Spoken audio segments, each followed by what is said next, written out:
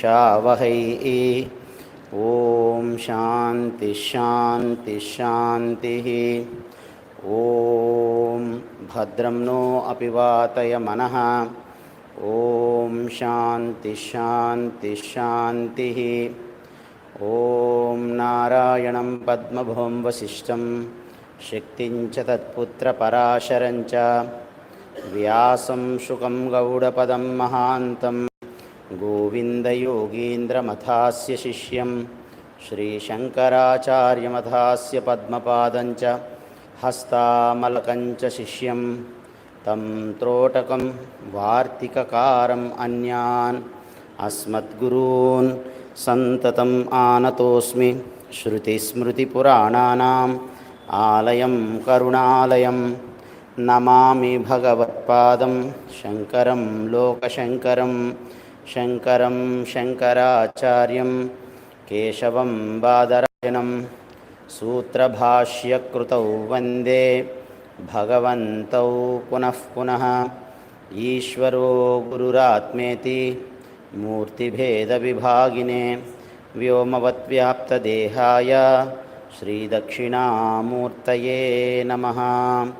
पूज्याय शङ्करार्याय शुद्ध अद्वैत रताय च भजतां ज्ञानदीपाय नमतां तत्त्वधेनवे। भारती करुणापात्रं भारती पदभूषणं भारती पदम् आरूढं भारती तीर्थम् आश्रये।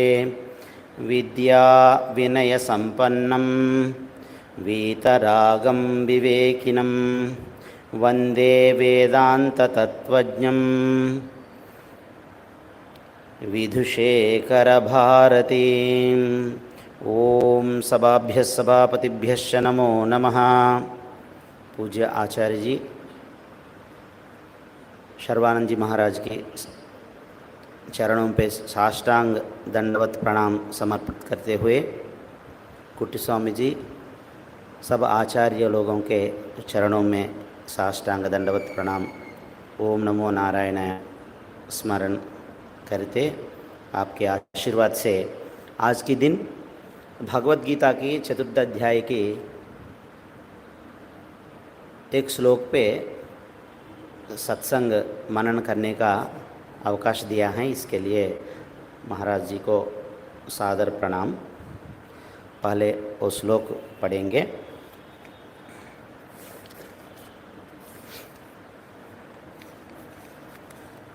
मेरे को आज दिया गया विषय है, जब शरीर में ही सारा कर्म किया जाता है, शरीर से ही सारा कर्म किया जाता है, तब भगवान कैसे बोल रहे हैं कि शरीर से कर्म करने पर दोष नहीं होगा। यही विषय है ये श्लोक। निराशीर्यत चित्तात्मा त्यक्त सर्व परिग्रहः शारीरं केवलं कर्म कुर्वन् आपनोति किल्बिषम्। ये चतुर्थ अध्याय की 21 श्लोक है।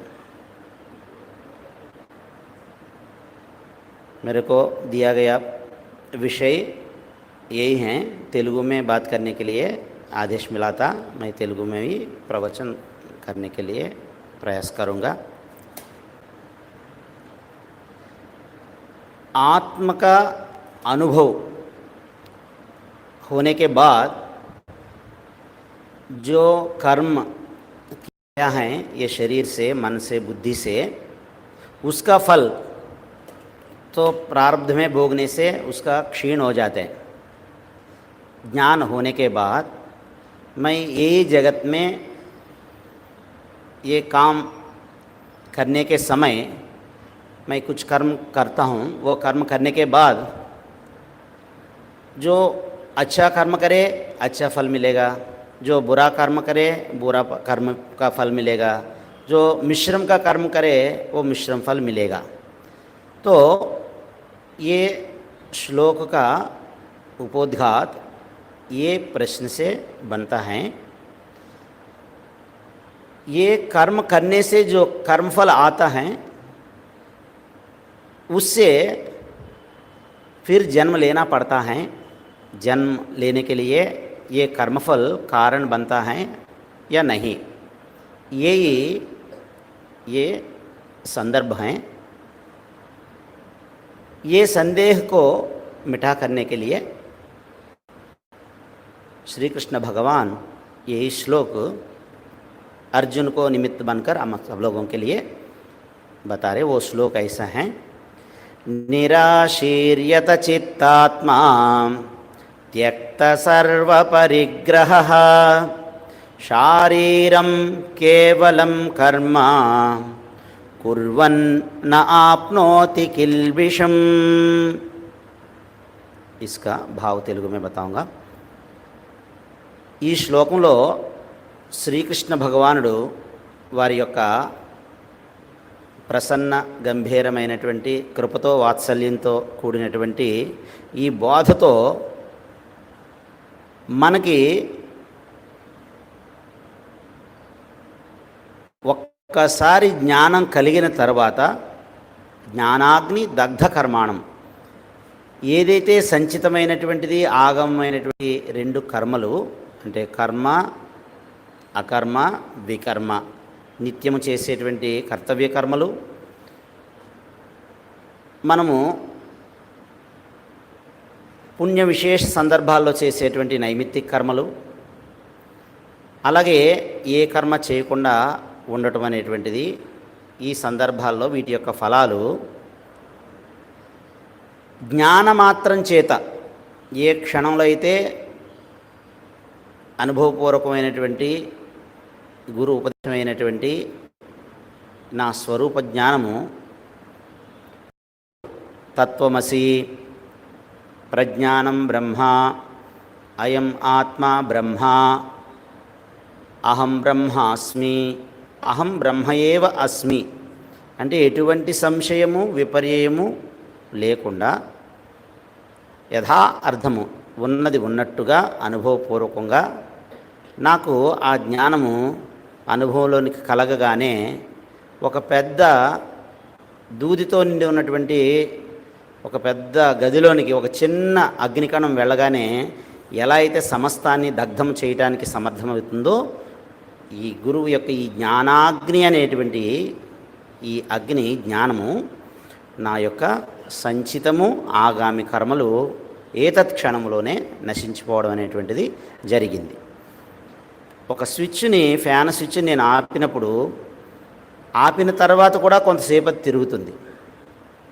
అలా జ్ఞానాగ్ని చేత కర్మ ఏదైతే ఉత్తర జన్మకి కారణమై ఉంటుందో ఆ కర్మ యొక్క ఫలం అంతమైపోయినప్పుడు ఇక మరలా నిమిత్తం లేదు కాబట్టి జన్మరాహిత్యము అనేటువంటిది అక్కడే సంభవం అయ్యింది.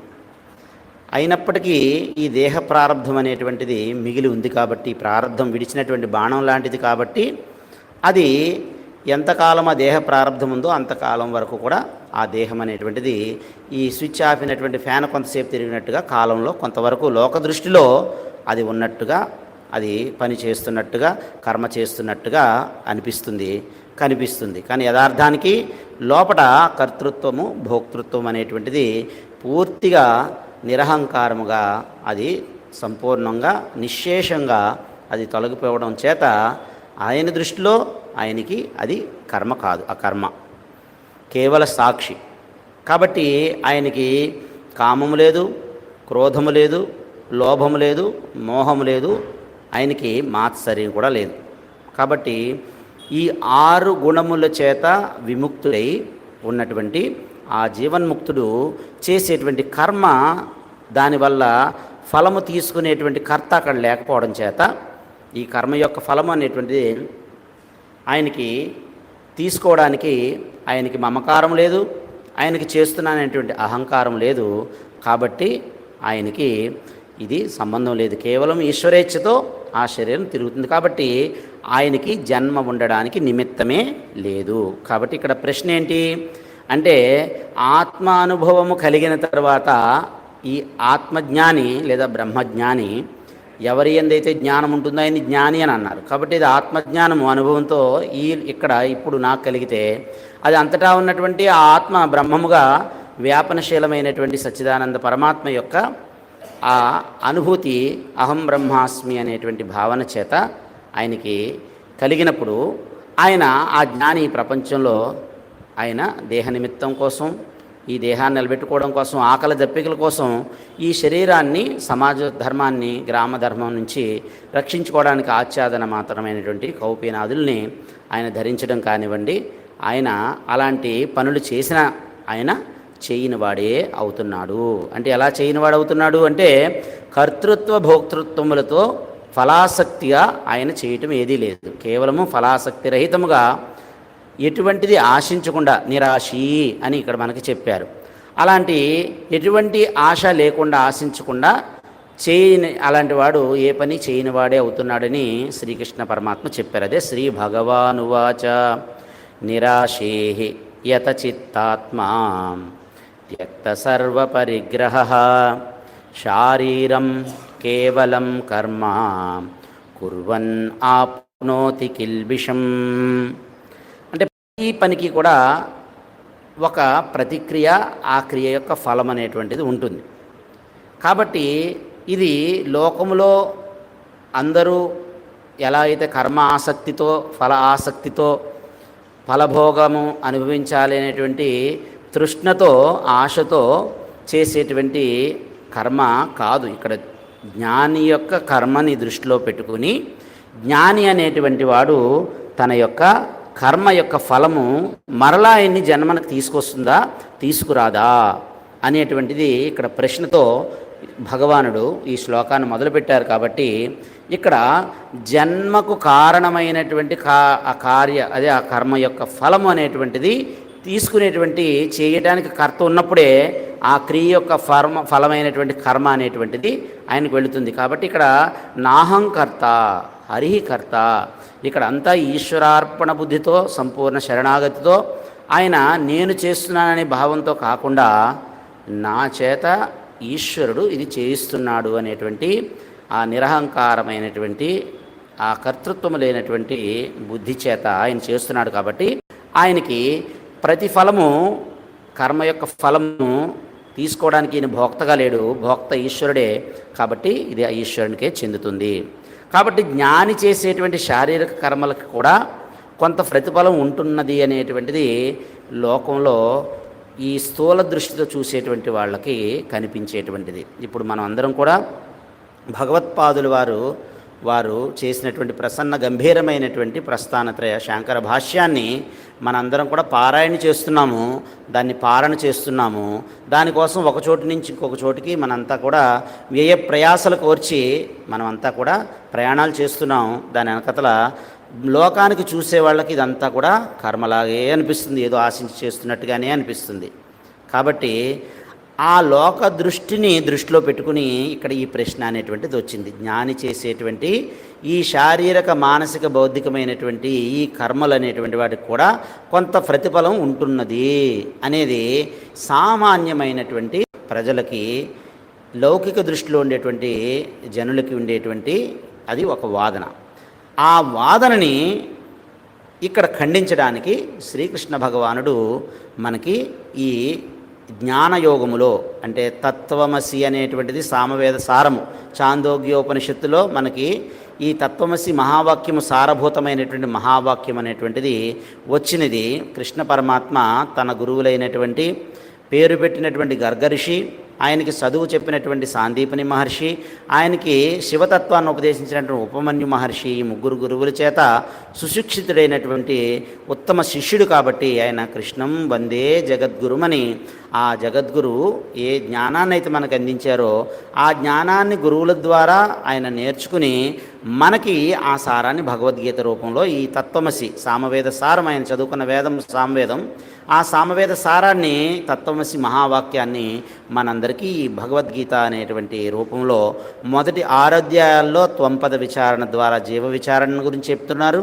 అలాగే 7వ అధ్యాయం నుంచి 12వ అధ్యాయం వరకు తత్ పదము యొక్క విచారణ, ఈశ్వర విచారణ మనకు చెబుతారు. 13 నుంచి 18 వరకు అసి అంటే ఏకత్వం, అంటే జీవుడు బ్రహ్మమే, జీవునిలో ఉన్నటువంటి చైతన్యము, ఈశ్వరులో ఉన్నటువంటి చైతన్యము ఆ పరమాత్మ పరబ్రహ్మము యొక్క ఆ కేవల బ్రహ్మతత్వమే అనేటువంటి ఏకత్వాన్ని మనకి అనుభవపూర్వకంగా నిరూపించడానికి ఈ బోధ మనకి చేశారు. కాబట్టి మనం చేసేటువంటి ఈ విచారణ యొక్క విచారణలోకి వస్తుంది. కాబట్టి ఈ త్వంపద విచారణలో ఈ జ్ఞానము చేతనే, జ్ఞాన దృష్టి చేతనే, లక్ష్యార్థ దృష్టిలో మాత్రమే జీవుడు బ్రహ్మం అవుతాడు. ఔపాధికముగా ఎప్పుడూ జీవుడు ఈశ్వరుడు కాలేడు, అది సాధ్యమయ్యేటువంటిది కాదు అని సాధ్య అసాధ్యాల్ని మనకి ఇక్కడ కృష్ణ భగవానుడు మనకి చెబుతున్నారు. అది లోకంలో అందరూ చేసినట్టుగానే ఏ కర్మ చేసినా దానికి ఫలం ఉంటుంది, యథాకర్మ యథాశ్రుతం అనేటువంటిది లోకములో ఉండేటువంటి వాదన. అలా జ్ఞాని విషయంలో ఇది కుదరదు. అంటే ఎక్కడెక్కడ పొగ ఉన్నదో అక్కడ నిప్పు ఉండి తీరాలి, కానీ ఎక్కడెక్కడ నిప్పు ఉన్నదో అక్కడ పొగ ఉండాలి అనేటువంటి నియమము కానీ అగత్యము కానీ అక్కడ ఆవశ్యకత కానీ లేదు. కాబట్టి ఎక్కడెక్కడ బంగారం ఉన్నదో అక్కడ బంగారు ఆభరణములు అనేటువంటివి ఉండవలసినటువంటి అగత్యము అవసరము లేకుండా కేవలముగా ఆ బంగారం ఉండగలదు. కాబట్టి ఇక్కడ కారణ దృష్టితో, జ్ఞాన దృష్టితో, జ్ఞాని యొక్క కర్మని దృష్టిలో పెట్టుకుని అలాంటి జ్ఞానికి లోకములో ఉంటూ తన యొక్క శరీర యాత్ర అనేటువంటిది చేసుకోవడానికి, జీవించడానికి ఆయన చేసేటువంటి జీవనయాత్రకు సంబంధించి ప్రాణరక్షణార్థం చేసుకునేటువంటి ఏ కర్మకి కూడా ఆ ఫలితాలు అనేటువంటివి ఆయనను బంధించవు, అవి తిరిగి జన్మకి కారణము కావు అనేటువంటి విషయాన్ని ఇక్కడ మనకి స్పష్టం చేయడానికి శ్రీమద్ భగవద్గీతలో లోక వాదన అనేటువంటిది, లోకములో ఉండేటువంటి సామాన్యవాదాన్ని అక్కడ ఖండించి ఇక్కడ విశేషమైనటువంటి ధర్మ సూక్ష్మాన్ని మనకి చెబుతూ మనందరికీ కూడా భగవానుడు ఈ శ్లోకంలో నిరాశీహి యతచిత్తాత్మా త్యక్త సర్వ పరిగ్రహ శారీరం కేవలం కర్మ కుర్వన్ న ఆప్నోతి కిల్బిషం అని చెప్పారంటే ఆశ లేకుండా ఈ మనస్సు, ఈ శరీరాల్ని కూడా ఈ యొక్క కామ్యకర్మల వైపు లేదా నిషిద్ధ కర్మల వైపు దీన్ని, ఈ యొక్క శక్తిని, ఈ ప్రాణాన్ని వినియోగించకుండా ఎవరైతే వారి యొక్క మనస్సుని అంతర్ముఖం చేసి ఈ కర్తృత్వ భోక్తృత్వం అనేటువంటి అహంకార భావాలు, మమకార భావాల నుంచి బయటకు వచ్చి వాటన్నిటి యందు ఈ ఈశ్వరుని యొక్క చైతన్యమే ఇవన్నీ చేస్తుంది అనేటువంటి ఆ భావన చేత, అకర్తృత్వ అభోక్తృత్వ భావాల చేత, కేవల కర్తవ్యత భావము చేత ఈ ప్రాణధర్మము అనేటువంటిది ఈశ్వరుని యొక్క ఆజ్ఞగా భావించి ఈ ప్రాణ రక్షణార్థం చేసేటువంటి భిక్షాటన ఇత్యాదులు అన్నీ కూడా అది ఆ భగవంతునికే సమర్పించేటువంటి ఆ సమర్పణ, ఆ యొక్క శరణాగతి భావంతో ఆ ప్రాణ ఉపాసనగా తన యొక్క జీవన చర్య అంతా కూడా, దానికోసం చేసేటువంటి కర్మ అంతా కూడా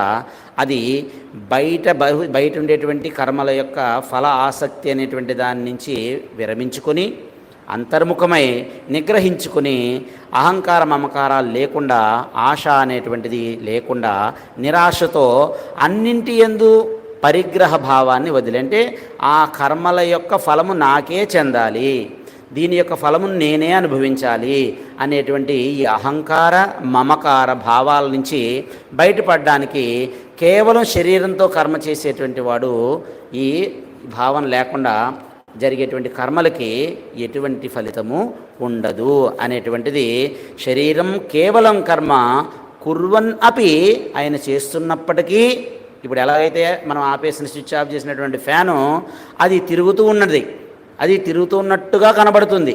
అలాగే ఈ లోకాలలో ఉండేటువంటి జీవనయాత్ర కోసం చేసేటువంటి ఈ ప్రతి కర్మ క్రియ కూడా చేస్తున్నట్టుగా అనిపిస్తున్నప్పటికీ అది జ్ఞాని దృష్టిలో ఆ పరమాత్మ దృష్టిలో అక్కడ కర్త భోక్త కర్తృత్వము భోక్తృత్వము లేదు కాబట్టి అక్కడ కర్తే లేనప్పుడు ఆ కర్తృత్వ భావనే లేనప్పుడు ఆ కర్మ యొక్క క్రియ యొక్క ఫలమును తీసుకునేటువంటి వాడే అక్కడ లేనప్పుడు ఆ ఫలము ఆయనకి చెందదు.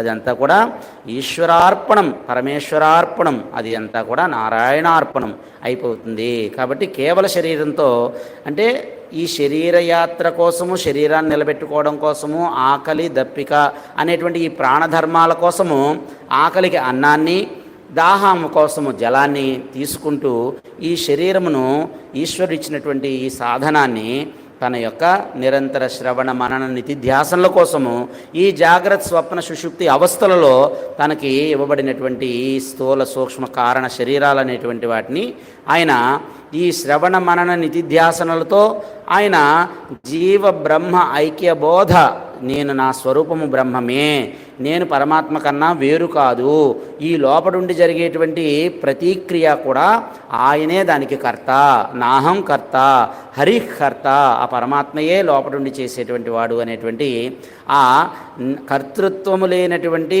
అకర్తృత్వ భావన, ఆయనకి అభోక్తృత్వ భావన, అది ఆశకి కారణం కాకుండా ఉండటం వల్ల ఆయన నిరాశి, ఎటువంటి ఆశ లేకుండా ఆయన చేస్తున్నాడు. కాబట్టి దాని వలన వచ్చేటువంటి కర్మఫలము అనేటువంటి రూపంలో అది పాపము కావచ్చు, అది పుణ్యం కావచ్చు, ఆ రెండు కూడా ఆయన అంటవు.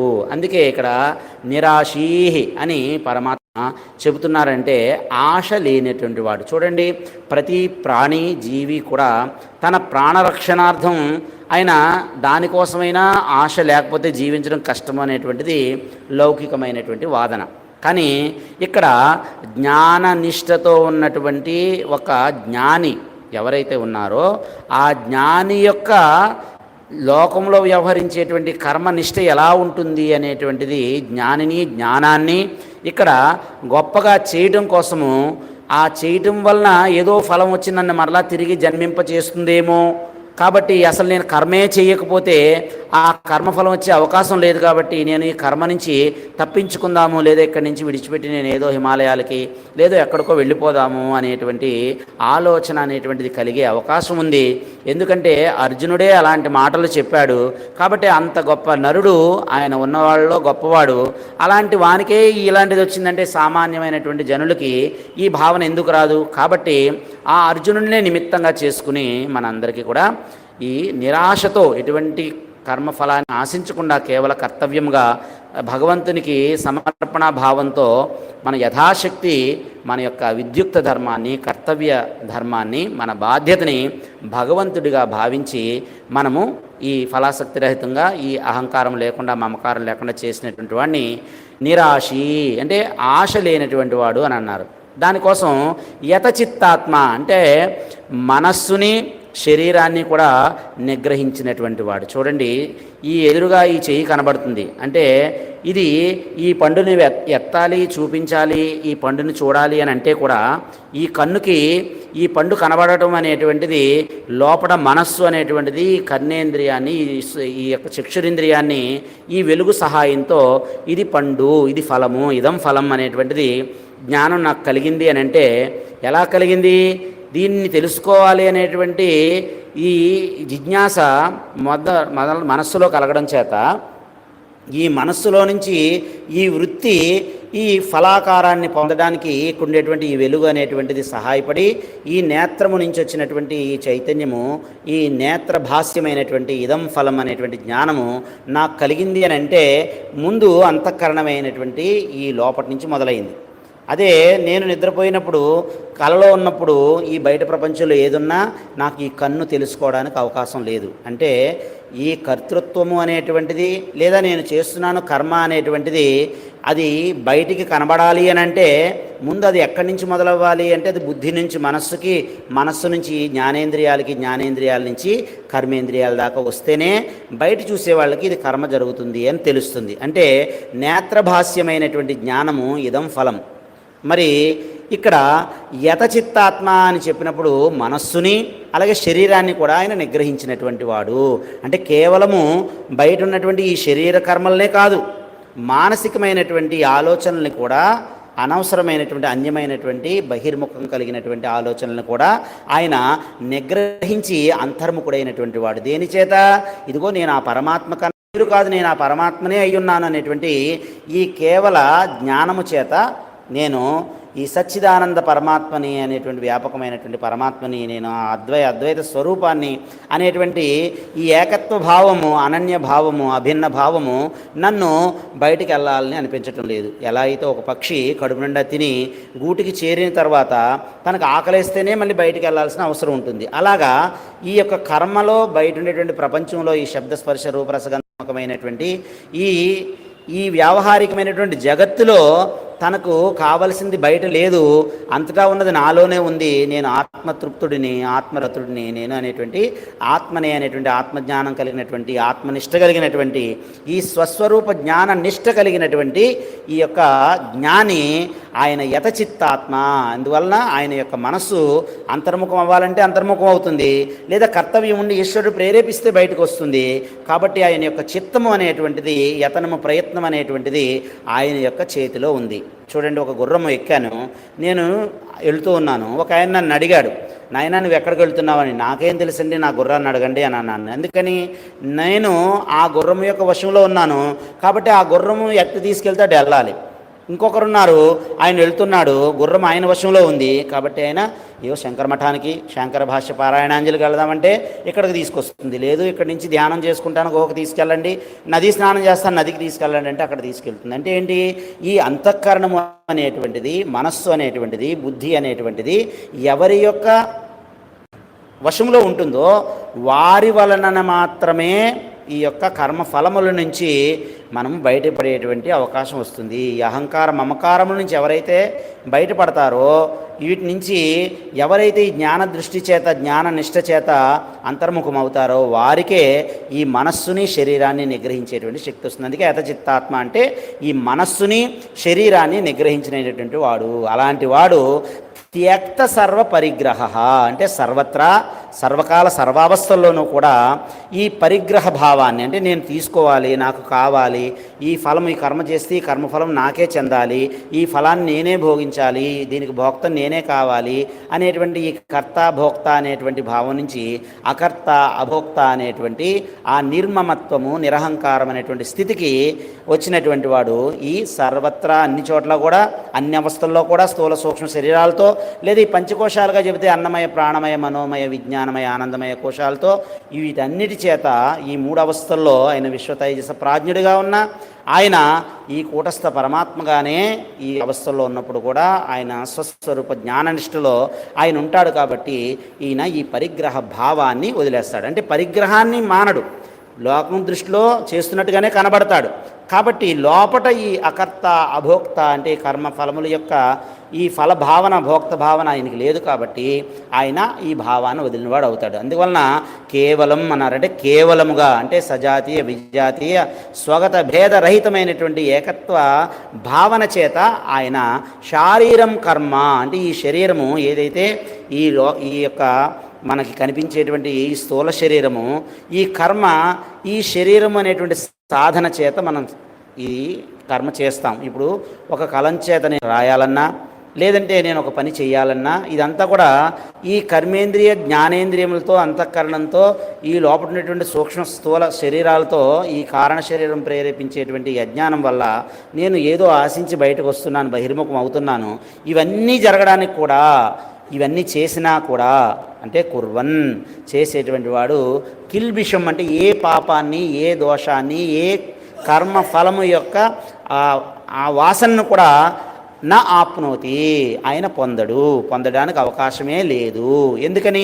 ఇప్పుడు మట్టిలో బురదలో ఉన్నటువంటి ఒక పద్మము ఆ లోపటి నుంచి పూసి ఆ బురదలో నుంచి బయటకు వచ్చి, ఆ జలము నుంచి బయటకు వచ్చి సూర్యోదయం కాగానే వికసించినటువంటి ఆ పద్మము యొక్క సౌరభము బయటికి ఆ మురికి గుంటలో నుంచే అది బయటకు వస్తుంది.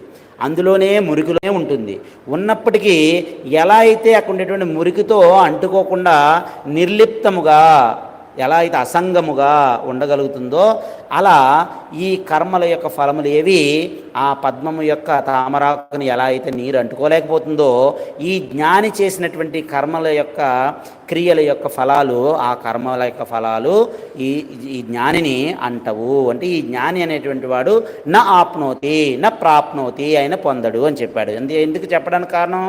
ఆశ లేదు కాబట్టి. ఆశ లేకుండా ఈ మనశ్శరీరాలను నిగ్రహించుకొని అన్నింటి యందు, అంటే స్థూలము కానివ్వండి, సూక్ష్మము కానివ్వండి, కారణం కానివ్వండి, అది స్వవిషయమైన ప్రాణరక్షణ కానివ్వండి, కుటుంబం కానివ్వండి, సేవ కానివ్వండి, శాస్త్రసేవ కానివ్వండి, లోక సంగ్రహమైనటువంటి లోకసేవ కానివ్వండి, లోక కళ్యాణానికి మనం చేసేటువంటి బాధ్యత కానివ్వండి, ఏదైనా అన్నింటి యందు కూడా ఈ పరిగ్రహము తీసుకోవాలి, నాకు కావాలి అనేటువంటి ఈ భావాన్ని వదిలాడు. కాబట్టి కేవలం శరీరంతో తన బాధ్యతని, ఇది భగవంతుడికి సమర్పించేటువంటి పుష్పముగా, ఇది పరమాత్మ సమర్పణ భావంతో మనం చేస్తున్నాం కాబట్టి ఏ పాపాన్ని పొందడు అని శ్రీకృష్ణ భగవానుడు అర్జునుడి నిమిత్తంగా చేసుకుని, కర్మని వదిలి పారిపోవద్దు, బాధ్యతల నుంచి పారిపోవద్దు, ఆ బాధ్యతల్ని ఈశ్వరార్పణ బుద్ధితో యథాశక్తి నేను చేయటానికి ప్రయత్నం చేసి ఆ కర్మసిద్ధి నేను చిత్తశుద్ధిగా నా అంతఃకరణాన్ని శుద్ధం చేసుకుని, అంతఃకరణాన్ని ఏకాగ్రం చేసుకుని,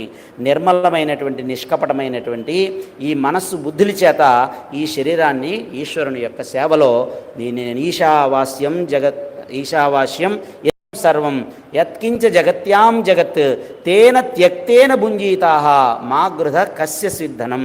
ఒక అరటిపండుని మనం కొన్నప్పుడు ఎలా అయితే తొక్కని విడిచిపెట్టి లోపల ఉండేటువంటి పండును మాత్రమే తిని ఈ తొక్కని మనం ఏ ఆవుకో మనం పెడుతున్నామో, అలా ఈ కర్మల వలన వచ్చేటువంటి ఈ ఫలము అనేటువంటి ఆసక్తిని విడిచిపెట్టి కేవలము ఈశ్వరుని యొక్క ప్రసాదంగా దాన్ని నేను స్వీకరించడము, నేను ఈ ఉపాధి ద్వారా ఏది చేస్తున్నానది భగవంతునికి సమర్పణగా సమర్పించడము.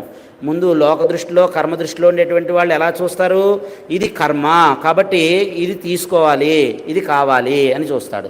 ఎవరికైనా ఇవ్వాలంటే ఇది ఇవ్వాలంటే ఇచ్చిపుచ్చుకోవడం అనేటువంటిది మనకి లౌకిక కర్మల్లో కనబడుతుంది. చూడండి, మనకి ఏదైనా వ్రతాలు జరిగేటప్పుడు ఇచ్చుకోవమ్మా వాయనం అంటే పుచ్చుకున్నానమ్మా వాయనం అని అంటారు. అంటే ఏంటి? వాళ్ళు ఇవ్వడం, ఇది తీసుకోవడము లోక వ్యవహారము, ఇది వ్యావహారిక సత్తా. కానీ ఈ జ్ఞాని యొక్క దృష్టిలో ఎలా ఉంది? ఇది భగవంతుని యొక్క ప్రసాదం అనేటువంటి ప్రసాద బుద్ధితో స్వీకరించడము, దీని నుంచి తను ఏది లోక సంగ్రహం, లోకానికి ఉపకారం జరుగుతుందో, లోక కళ్యాణానికి తాను చేయగలిగినటువంటిది ఇదంతా కూడా సమర్పణాభావంతో మనం ఎలా అయితే మంత్రపుష్పాన్ని భగవంతుడు సమర్పిస్తున్నామో, ఈ ఉపాధితో జరిగేటువంటి సమస్త కర్మల యొక్క అన్నిటి ఫలాల్ని కూడా ఏతత్ సర్వం శ్రీ కృష్ణార్పణమస్తు, పరమేశ్వరాత్ అస్తు అని నేను ఎలా సమర్పిస్తున్నానో, ఆ సమర్పణ భావం చేత ఆ వాసనా రూపంలో ఉండేటువంటి ఈ ప్రతి క్రియల్ని అవి తిరిగి ఉత్పన్నం చేయలేవు. ఎలా అంటే యథా బీజవత్, మన లోకంలో విత్తనాల్ని రైతు సేకరించి వర్షాకాలంలో వచ్చేటువంటి కాలానికి కావలసినటువంటి విత్తనాలని దాచి వాటిని మరలా ఒక నారుమడిగా తయారు చేసి ఆ విత్తనాలను వర్షాకాలంలో పెట్టి మరలా ఎలా అయితే పంట పండిస్తాడో ఆ విత్తనంలో ఉండేటువంటి ఆ ఉత్పాదక శక్తిని సంరక్షిస్తాడు. అది లౌకిక కర్మ కాబట్టి. కానీ ఇక్కడ జ్ఞాని యొక్క విశేషమైనటువంటి స్థితిని కృష్ణ పరమాత్మ ఏం చెబుతున్నారంటే, జ్ఞానాగ్నిదగ్ధ కర్మాణం, జ్ఞానము అనేటువంటి అగ్ని చేత ఎలా అయితే అగ్ని యొక్క వేడిగా ఉండేటువంటి ఆ మంగళం అనేటువంటి ఆ కుండలో వేడి మంట మీద ఈ విత్తనాన్ని మనం వేపినప్పుడు ఎలా అయితే ఈ విత్తనము తిరిగి మొలకని, అంకురాన్ని ఇవ్వడానికి సమర్థం కాదో, ఎవరి యొక్క కర్మలన్నీ కూడా జ్ఞాన అగ్ని చేత, గురువు యొక్క సద్గురువు యొక్క ఉపదేశము చేత తత్వమసి, నీవు నేనే అయి ఉన్నావు, నీవు నాకన్నా వేరు కాదు అని జీవ బ్రహ్మ ఐక్యబోధని ఉపదేశంగా అందించినటువంటి ఆచార్యుడి యొక్క సద్గురువు యొక్క కృపచేత ఈ యొక్క ఆగామి సంచిత దగ్ధమైపోయి కేవలమైనటువంటి ఈ ప్రారబ్ధ దానికోసం ఈ శరీరాన్ని, మనస్సుని, బుద్ధిని ఈ లోకంలో ఈశ్వరుని యొక్క సేవగా, ఈశ్వరుని యొక్క పూజగా ఇదంతా కూడా ఈ చేసేటువంటి కన్ను తెరిచినా, కన్ను మూసినా, నడిచినా, ఏది చేసినా అదంతా కూడా ఆయన జీవన్ముక్తుడై దేనితోనే అంటకుండా ఆయన చేస్తాడు. అంటే ఏంటి? ఏ రూపంలోనూ ఏ స్థాయిలో కూడా, అంటే శారీరక, మానసిక, బౌద్ధిక స్థాయిలో, జాగ్రత్త, స్వప్న, సుషుప్తిలో అనివ్వండి, స్థూల సూక్ష్మ కారణ స్థితిలో అని కానివ్వండి, అది వ్యష్టిగా కానివ్వండి, సమష్టిగా కానివ్వండి, ఏ రకంగా చూసినా ఆయన ఈ ప్రతిక్రియని ఉత్పన్నం చేయడానికి కావాల్సిన నిమిత్తము ఈ అహంకారము, మమకారము అనేటువంటి అజ్ఞానం అనేటువంటిది, అజ్ఞాన కామ విషయాలన్నీ తెలుసుకోవడం చేత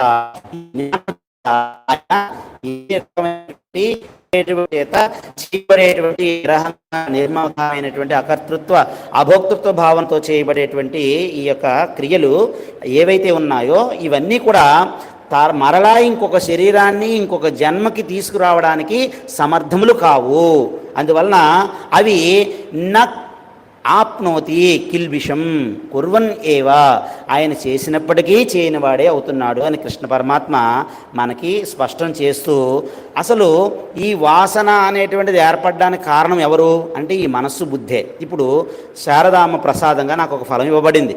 ఇప్పుడు ఈ ఫలాన్ని నేను ప్రసాదంగా స్వీకరించడం వలన ఈ రుచి, ప్రసాదం యొక్క మహిమ చాలా బాగా నచ్చింది. అంటే ఈ ఫలాన్ని నేను భోక్తృత్వ బుద్ధితో తిన్నప్పుడు నా భోక్తృత్వ భావన అనేటువంటిది మరలా ఇంకొక పండును పొందాలి అనేటువంటి కర్తృత్వ భావానికి ఒక వాసనని అది ఉత్పన్నం చేయగలిగినప్పుడే నేను మరలా ఇంకొక ఫలం కోసము ఈ యొక్క అంతఃకరణం అనేటువంటిది జ్ఞానేంద్రియాల ద్వారా, కర్మేంద్రియాల ద్వారా ఈ ఫలము యందు ఆసక్తి, ఫలాన్ని పొందాలనేటువంటి కోరికతో ఒక వాసనని ఇక్కడ ఏర్పరచుకోగలుగుతుంది. కానీ జ్ఞాని అనేటువంటి వాడికి ఎటువంటి వాసన ఏర్పడడానికి నిమిత్తం లేదు. అందువల్ల మనోబుద్ధులే ఈ మనస్సు అనేటువంటిది, ఈ అంతఃకరణం అనేటువంటిది ఈ లోపట ఈ యొక్క వాసనని ఉత్పన్నం చేస్తాయి. కాబట్టి కర్తృత్వాభిమానంతో కర్మాచారం చేసినప్పుడు మాత్రమే ఈ సూక్ష్మ శరీరంలో ఈ వాసన అనేటువంటిది, ఫలాసక్తి బుద్ధి అనేటువంటిది, మమకారం అనేటువంటిది, ఈ అహంకారం అనేటువంటిది ఏర్పడడానికి కారణం అవుతుంది తప్ప ఈ జ్ఞాని చేసేటువంటి కర్మలు అనేటువంటివి అత్యంతమైనటువంటి బలీయమైనటువంటి అహంకార పూరితములు కావు. ఇవి కేవల నిరహంకారముతో, నిర్మమత్వంతో, కేవలము పరమాత్మకు సమర్పణాభావంతో యథాశక్తి ఈయన చేయటం లేదు. హనుమంతుడు చూడండి, నువ్వు సీతను చూసావా అంటే దృష్టా సీత మయా అన్నాడు. అహం దృష్టా అనలేదు, నేను సీతమ్మను చూశాను అనలేదు. సీతమ్మ యొక్క దర్శనము చేయబడ్డది, అమ్మ దర్శనం ఇచ్చింది అని అన్నాడు. రాముడి కోసము ఆ చిత్రకూటంలో ఒక పర్ణశాలని నిర్మించమని రాముడు లక్ష్మణుడికి ఆజ్ఞ ఇచ్చినప్పుడు లక్ష్మణుడు, నాయనా ఏం చేసావు, కుటీరం పని పూర్తయిందా అంటే లక్ష్మణుని చేత పర్ణశాల నిర్మించబడింది అని అన్నాడు. అంటే సేవ చేసేటువంటి భావంలో ఉత్తమమైనటువంటి జీవుడు నేను చేస్తున్నాను, నా వల్ల ఇది జరుగుతుంది, దీన్ని చేయడానికి కర్తను నేను, దీని యొక్క ఫలం నాకే చెందాలనేటువంటివి ఉండకూడదు. అలా ఉన్నప్పుడు, అలా చేసినప్పుడు ఏమవుతుందంటే ఈ అహంకార పూరితం అవుతుంది. కాబట్టి ఈయన జ్ఞానము ఈ చేయడానికి యథార్థమైన కర్త భోక్త నేను కాదు, ఈశ్వరుడే, ఆయనే ఈ దీనిలో నుంచి ఇవన్నీ చేస్తున్నాడు అనేటువంటి భావంతో ఉన్నాడు. కాబట్టి అవి ఈ వాసనలు కూడా కాలిపోయినటువంటి తాడు ఎలా అయితే ఈయన బంధించడానికి బద్ధం చేయడానికి ఎలా సమర్థము కాదో అలా కూడా కాదు అని చెప్పారు. అంటే ఈ ఆత్మ, ఈ శరీరము, మనోబుద్ధులతో లోపల ఆత్మ చైతన్యము వాటి విషయాలు, ఇప్పుడు చెవులకి శబ్దాలు, చర్మానికి స్పర్శ, కళ్ళకి రూపాలు, నాలుకకి రుచులు, ముక్కుకి వాసనలు, ఇలా జ్ఞానేంద్రియ కర్మేంద్రియాలకి, అలాగే సంకల్ప వికల్పాత్మకమైనటువంటి మనస్సు, నిశ్చయాత్మకమైనటువంటి బుద్ధి, అహంకర్త అనేటువంటి అహంకారమైనటువంటి అహంకారము, ఈ యొక్క అన్నిటినీ దాచుకునేటువంటి చిత్తము, ఇవన్నీ కూడా వాటి యొక్క కరణములు, వాటి పనులన్నింటినీ కూడా ఎలా అంటే ఈ బయట ప్రపంచంలో, జాగ్రత్త ప్రపంచంలో లేదా స్వప్న ప్రపంచంలో నేను దానితో తాదాత్మ్యత చెందినప్పుడు మాత్రమే నాకు ఈ అహంకారం అనేటువంటిది ఉద్భవించడానికి నిమిత్తం ఏర్పడుతుంది. అసలు అహంకారమే లేనప్పుడు, అసలు దానికి ఈ లోకంతో తాదాత్మ్యత చెందడానికి అక్కడ నిమిత్తమే లేనప్పుడు ఇక బంధించడం అనేటువంటిది, లోక వ్యవహారము లౌకికులు చేసినట్టుగా చేయడం అనేటువంటిది ఎలా సాధ్యమవుతుంది? కాబట్టి ఈ జ్ఞాని యొక్క కర్మ లోకోపకారం కోసం, లోకం యొక్క సంక్షేమం కోసం, లోక కళ్యాణం కోసం తను చేసేటువంటి ప్రతి పని తన శ్వాస తీసుకుని విడిచిపెట్టినా, తన యొక్క ధ్యానం నుంచి బయటకు వచ్చి కన్ను తెరిచి లోకాన్ని చూసినా, లేదా లోకం నుంచి తన యొక్క దృష్టిని అంతర్ముఖం చేసుకుని కన్నురెప్పని మూసినా, ఆ చేసేటువంటి ప్రతిది కూడా అది ఏమవుతుంది అని అంటే అది గొప్ప తపస్సు, ఎలాంటిది జ్ఞాన కర్మ అవుతుంది. కాబట్టి అది తాదాత్మ్యత చేయడానికి అవకాశం ఉండదు. సాయంకాలం ఉండవలసినంత వెలుగు లేనప్పుడు అక్కడ పడి ఉన్నటువంటి తాడును చూసి ఆ తాడుని నేను పాముగా భ్రమపడడానికి అక్కడ నిమిత్తం ఏమైంది? ఉండవలసినంత వెలుగు లేకపోవడం చేత ఈ కన్ను అక్కడ ఉండేటువంటి వస్తువుని యథార్థముగా సంపూర్ణంగా తెలుసుకోలేకపోవడం చేత ఇప్పుడు ఇక్కడ ఉన్నటువంటిది తాడైతే ఎప్పుడో ఎక్కడో చూసినటువంటి ఆ పాము యొక్క జ్ఞాపకాన్ని ఇక్కడ దాన్ని తీసుకొచ్చి ఈ తాడు మీద ఆరోపించి ఆ తాడుతో పాము భావాన్ని లోపల ఉన్నటువంటి అంటే స్మృతి రూపమైనటువంటిది పరత్ర పూర్వదృష్టమైనటువంటి దాన్ని ఇప్పుడు ఇక్కడున్నటువంటి తాడులో ఆ అజ్ఞానము చేత నేను ఆరోపించినప్పుడు ఆ తాదాత్మ్యత వలన అజ్ఞానము వలన తాత్కాలికంగా తాడుని నేను పాము అని భ్రమించి భయపడి నేను గాబరా పడిపోతున్నాను. సద్గురువు యొక్క కృపతో ఎలా ఉపదేశం చెందినటువంటి ఈ కర్మనిష్ట కలిగినటువంటి వాడు జ్ఞానిగా మారిన తర్వాత ఎలా ఉంటాడనేది, ఈ పాము కాదు ఇది తాడే అని దీపపు వెలుగులో చెప్పినప్పుడు కొంతసేపటి వరకు ఆ యొక్క భయం అనేటువంటిది ఉన్నప్పటికీ దాని నుంచి నెమ్మదిగా ఎలా అయితే తేరుకుంటాడో అలా ఈ లోకములో ఉండేటువంటి శబ్దస్పర్శ రూపరసగంధాదులు అనేటువంటి ఈ తన్మాత్రలతో ఈ ప్రపంచ విషయాలతో తాదాత్మ్యత చెందేటువంటి కావలసినటువంటి నిమిత్తము ఈ బహిర్ముఖత, బయట ఉండేది ఏదో దాన్ని నేనేదో పొందాలి, దాన్ని నేనేదో చెందాలి అనేటువంటి ఈ అహంకార మమకారాలు లేవు కాబట్టి, కర్తృత్వ భోక్తృత్వాలు లేవు కాబట్టి, నేను నా స్వస్వరూప జ్ఞాన నిష్టలో నేను ఆ బ్రహ్మము కన్నా భిన్నము కాదు, నేను ఆ పరమాత్మనే అయ్యున్నాను, అహం బ్రహ్మయేవ అస్మి, అహం బ్రహ్మాస్మి అనేటువంటి ఆ జ్ఞానములో ఆ జీవ బ్రహ్మ ఐక్య బోధలో నేను ఉన్నాను. కాబట్టి ఈ తాదాత్మ్యతకి అసలు అవకాశమే లేకుండా పోయింది. అందువలన ఈ తాదాత్మ్యం చెందినప్పుడు మాత్రమే ఈ ఫలాన్ని ఈ వెలుగు యొక్క సహాయంతో ఈ కన్ను తాదాత్మ్యత చెంది ఈ నేత్రభాస్యమైనటువంటి ఇదం ఫలం అనేటువంటి జ్ఞానాన్ని నేను పొందడానికి నిమిత్తం ఈ వెలుగు లేకపోతే ఈ కన్ను దీన్ని చూడలేదు. చీకటిలో నేను కూర్చున్నప్పుడు నేను జీవించి ఉన్నాను అని తెలుసుకోవడానికి ఈ వెలుగుతో అవసరం లేదు. అలా ఈ ఆత్మజ్ఞానాన్ని, బ్రహ్మజ్ఞానాన్ని, యథార్థ జ్ఞానాన్ని ఈ యొక్క కృష్ణుడు ఈ అధ్యాత్మ జ్ఞానం అనేటువంటి జ్ఞానాన్ని మనకు అందిస్తున్నాడు. ఈ జ్ఞానాన్ని నేను ఎటువంటి అనుమానం లేకుండా, ఎటువంటి సంశయం లేకుండా, ఎటువంటి విపరీత భావన లేకుండా ఈ సంశయ విపర్యయ రహితమైనటువంటి ఈ జ్ఞానాన్ని నేను కలిగినప్పుడు అది ఎలాంటిది? అపరోక్షమైనటువంటిది, ఎలాంటిది? దృఢ అపరోక్ష జ్ఞాన నిష్ట అనేటువంటి స్థితిని నేను ఉన్నప్పుడు ఈ తాదాత్మ్యత అనేటువంటిది, ఇది లోపట ఇది బయట అనేటువంటిది దేహదృష్టిలో చూసినప్పుడు మాత్రమే. అసలు ఇక్కడ దేహదృష్టి లేదు, ప్రాణదృష్టి లేదు, జీవదృష్టి లేదు, ఈశ్వర దృష్టి కూడా లేదు. అది కేవల బ్రహ్మదృష్టి. కాబట్టి బ్రహ్మ ఎవరైతే దర్శిస్తారో ఆ బ్రహ్మవేద బ్రహ్మయేవ భవతి, బ్రహ్మమును తెలుసుకున్నటువంటి వాడు బ్రహ్మమే అవుతున్నాడు.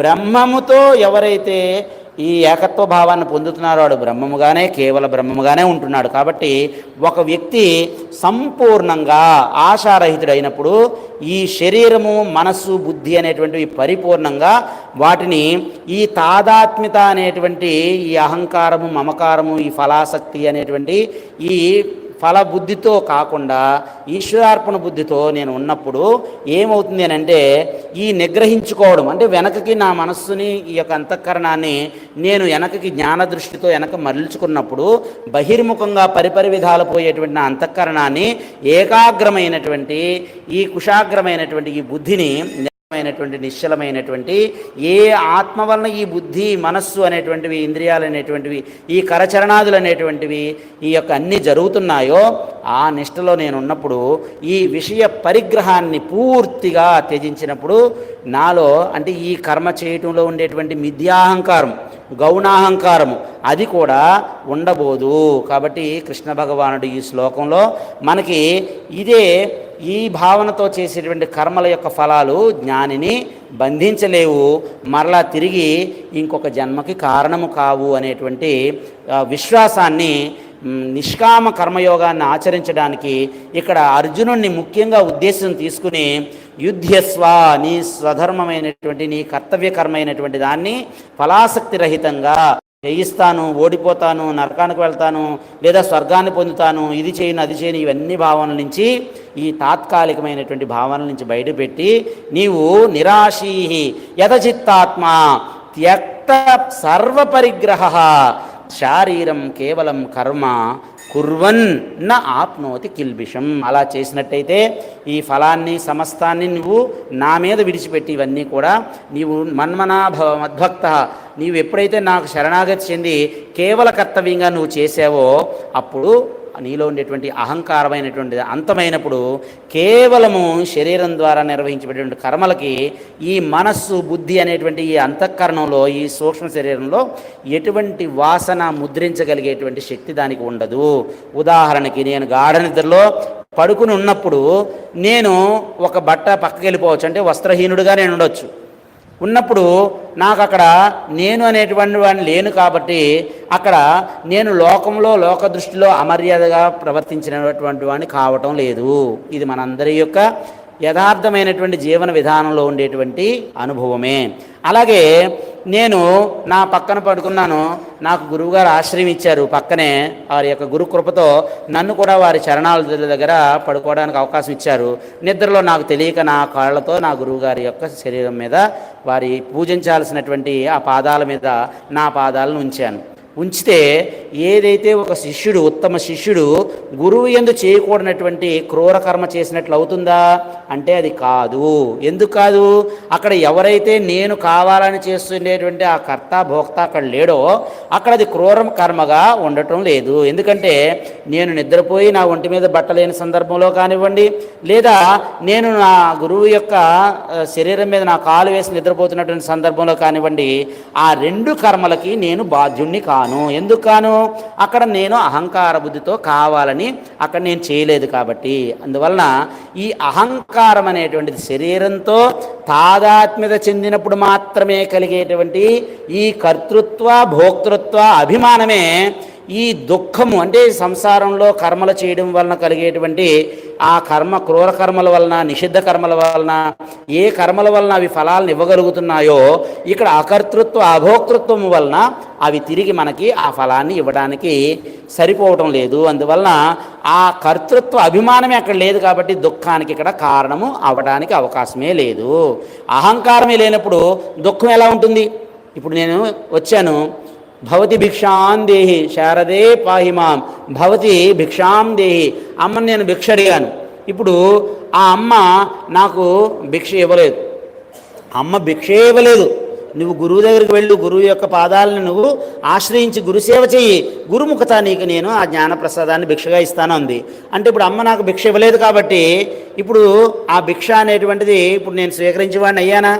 అసలు అమ్మ భిక్షే ఇవ్వనిది గురు చరణాలని నీవు సేవించి గురుకృపతో, గురువు యొక్క ఈ యొక్క కృపతో నువ్వు ఈ బోధన, ఈ జ్ఞానభిక్షను పొందు అని అమ్మ చెప్పినప్పుడు ఇప్పుడు శారదామాత యొక్క చేతి మీదుగా నాకు భిక్ష రాలేదు కాబట్టి నేనేమనాలి అంటే అసలు అమ్మ భిక్ష ఇవ్వలేనప్పుడు నేను తీసుకోవడం అనేది ఎలా కుదురుతుంది?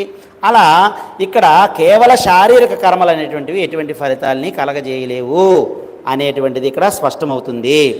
ఆత్మ అనుభవాన్ని పొందినటువంటి మహాత్ముని యొక్క కర్మలు కూడా ఆ మహాత్ముని, ఆ జ్ఞానిని ఏమాత్రము అంటవు. అలాగే చూడండి, మనం యొక్క ఫోన్ ఉపయోగిస్తున్నాం, ఈ సిగ్నల్ మనం ఎప్పుడైతే దాన్ని ఆన్ చేయలేదో చుట్టూ ఎన్నున్నా అవి మనల్ని వచ్చి మనల్ని అంటుకోలేకపోతున్నాయి. నేను దాన్ని అంగీకరించినప్పుడే అవి వస్తున్నాయి. అలాగే జ్ఞాని వలన వచ్చేటువంటి చేసినటువంటి కర్మఫలాలు కూడా ఆ మహాత్ముని ఏమాత్రము అంటవు. ఎందుకంటే ఆ జ్ఞాని కర్త కాదు కాబట్టి కర్మలు కేవలం ఆయన ద్వారా బహిర్గతం అవుతున్నాయి అంతే. ఉదాహరణకి మహాత్ముడైనటువంటి వాడు ఈశ్వరే యొక్క ఇచ్చని వ్యక్తం చేసేటువంటి సాధనమే అవుతాడు. మనకు బృందావనంలో దూర్వాసో మహర్షి యమునా నదికి అవతల ఉన్నారు. కృష్ణ భగవానుడు మీరు ఇవన్నీ తీసుకెళ్ళి ఆయనకు భిక్ష ఇవ్వండి అని చెప్పినప్పుడు ఆ 16,008 మంది ఆయన యొక్క పట్టణాలన్నీ తీసుకెళ్తే అవన్నీ తినేశాడు ఆయన. ఆయన తిరిగి వెళ్ళేటప్పుడు తిరిగి వెళ్ళడానికి యమునా నది ఎలా దారిస్తుంది అని అంటే, నిత్య బ్రహ్మచారి అనే ఆయన దగ్గరికి మీరు వెళితే అడిగితే దారిస్తుంది అని అంటే, కృష్ణుడు నిత్య బ్రహ్మచారి దగ్గరికి వెళ్ళడానికి దారిచ్చింది. ఏమిటి అంటే ఇక్కడ కర్తృత్వ భోక్తృములు లేకుండా వచ్చిన దాన్ని కేవలం ప్రసాదంగా స్వీకరించాడు కాబట్టి దూర్వాసో మహర్షి ఇక్కడ భోక్త కాలేదు. అలాగే కృష్ణ పరమాత్మ కూడా 16,008 మందిలో ఉన్నప్పటికీ కూడా అక్కడ ఆయనకి అందులో భోగాసక్తి కానీ కర్తృత్వ బుద్ధి కానీ భోక్తృత్వ బుద్ధి కానీ లేకుండా ఆయన కేవల సాక్షిగా జ్ఞాననిష్టతో ఆయన ఉన్నాడు కాబట్టి ఆయనకు కూడా ఆయన బ్రహ్మము అనేటువంటి పదములో బ్రహ్మస్థితిలో స్వస్వరూప జ్ఞాననిష్ఠిలో పరబ్రహ్మ స్థితిలో నుంచి ఏది కూడా ఆయన్ని బయటకు తీసుకురాలేకపోయింది. అలాగే ఇప్పుడు నేను ఒక వీణావాదం చేశాను అనుకోండి, ఇప్పుడు నేను చేతుల్లో వేళ్ళని కదుపుతూ వీణను నేను మీటినప్పుడు అందులో నుంచి సుస్వరమైనటువంటి సంగీతము ఆ యొక్క స్వరాలు బయటకు వస్తాయి.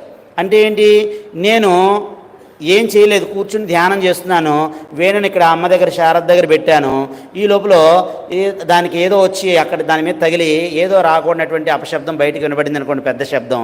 ఇప్పుడు ఆ వీణా శబ్దాన్ని చేసినట్ట లేకపోతే నేను చేసినట్ట?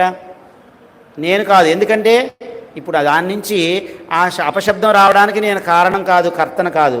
కాబట్టి ఆ యొక్క అస్వరము ఏదైతే సుస్వరం కానటువంటి అసురస్వరం ఏదైతే ఉందో దానికి నేను కర్తన కాదు. అలాగే ఈశ్వరేచ్ఛని పరిపూర్ణంగా నెరవేరడానికి అహంకారరహితమైనటువంటి పరిపూర్ణ జ్ఞాని అంటే ఒక పరిపూర్ణ అద్భుతమైనటువంటి ఒక వాద్యము. అందువలన ఇది కర్తురాజ్ఞయా ప్రాప్యతే ఫలం కింపరం కర్మ తజ్జడం. అందువలన కర్మ జడమే అవుతుంది. ఈ కర్త అనేటువంటి వాడు దానిలో లేడు కాబట్టి కర్మఫలం కూడా జ్ఞానిని అంటదు. కాబట్టి అటువంటి వాడు ఏ కార్యమైనా అది పుణ్యం కావచ్చు, లోక దృష్టిలో పాపం కావచ్చు, ఆ ఫలితాల్ని ఇయ్యలేదు కాబట్టి అది ఇవ్వదు. కాబట్టి జ్ఞాని అయినటువంటి ఆయన కేవలము ఒక దివ్యమైనటువంటి పరికరణమే అవుతాడు. అలాంటి ఆత్మజ్ఞాని అన్ని కర్మల్ని త్యజించినప్పటికీ కూడా తన శరీరాన్ని తాను పోషించుకోవాల్సి ఉంటుంది. కాబట్టి ఈ జ్ఞాన మార్గంలో స్థితుడైనటువంటి వాడు ఎప్పుడూ ముక్తుడే అయి ఉంటాడు.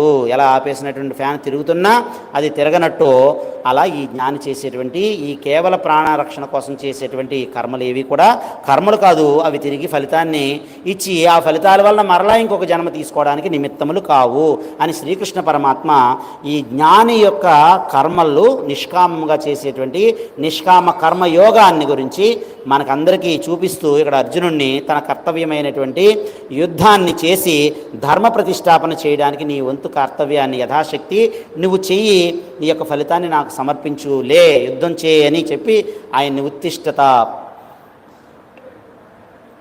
ఉత్తిష్టత ప్రాప్యత వరాన్ని బోధత అని చెప్పినట్టుగా ఎలా అయితే ఆయన లే నా మాట విను, లేచి నీ యొక్క కర్తవ్యకరమైనటువంటి యుద్ధం చెయ్యి అని చెప్పాడు. కాబట్టి ఇక్కడ ప్రశ్న, జ్ఞాని యొక్క కర్మలు తిరిగి ఇంకొక జన్మని కలిగిస్తాయా, కలిగించవా?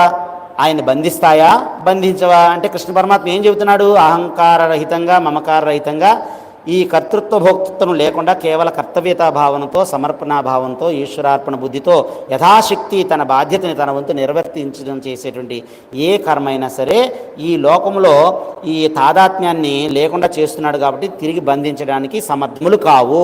కాబట్టి జ్ఞాని చేసేటువంటి కర్మల వలన మరలా పుట్టేటువంటి నిమిత్తం అనేటువంటిది ఉండదు అని జ్ఞాని కర్తవ్య కర్మని ఆచరించమని అర్జునుడిని కర్తవ్య ఉన్ముఖుని చేయడానికి మనకి అర్జునుడు నిమిత్తంగా చేసుకుని కృష్ణ భగవానుడు మనకి దీన్ని చెప్పారు. అదే నిరాశీయత చిత్తాత్మా త్యక్త సర్వ పరిగ్రహ శారీరం కేవలం కర్మ కుర్వన్న ఆప్నోతి కిల్బిషం అని చెప్పడంతో ఈ యొక్క ఇవాళ ప్రసంగ విషయమైనటువంటి దీన్ని శ్రీ శారదే పాహిమాం శంకర రక్షమామని ఆచార్యుల వారి యొక్క పాదపద్మాలకి ఈ సాధన కుసుమాన్ని సమర్పించుకుంటూ ఓం పూర్ణమదః పూర్ణమిదం పూర్ణాత్ పూర్ణముదచ్యతే పూర్ణస్య పూర్ణమాదాయ పూర్ణం ఏవ అవశిష్యతే. ఓం శాంతి శాంతి శాంతి. హరి ఓం తత్సత్. ఏతత్సర్వం శ్రీ సద్గురుచరణారవిందార్పణమస్తు. శ్రీకృష్ణార్పణమస్తు. స్వస్తి.